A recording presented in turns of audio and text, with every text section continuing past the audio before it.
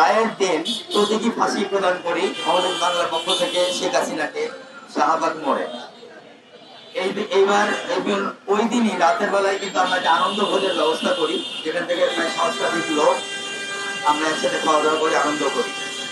এরপরের দিন 18 তারিখে আমরা ইন্ডিয়ান হাই কমিশন বরাবর একটা স্মারকলিপি প্রদান করি শেখ হাসিনাকে ফেরতছে, এবং আজকে আমরা বাংলাদেশ পররাষ্ট্র মন্ত্রণালয়ের পররাষ্ট্র উপদেষ্টা বরাবর একটা স্মারকলিপি প্রদান করি শেখ হাসিনা ও কামালকে এবং ফাঁসির আদেশ প্রাপ্ত সকল আসামিদেরকে বাংলাদেশে ফেরতছে।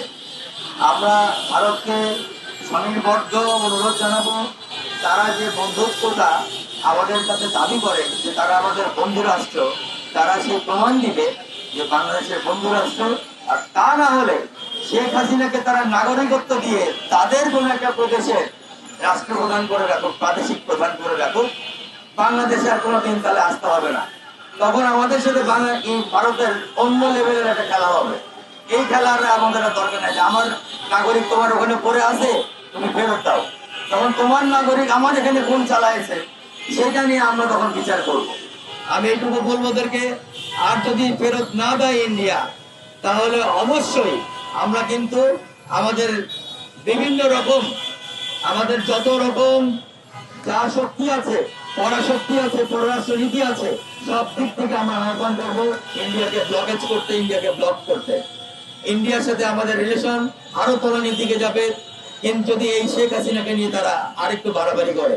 তো আমরা বলবো, হয়তো ভবিষ্যতে আপনারা দেখবেন ইন্ডিয়ান পণ্য বয়কটের সারা বাংলায় কিন্তু আমরা ডাক দিয়ে দিব, যদি ইন্ডিয়া আমাদের কথা না শুনে, জনগণের কথা না শুনে।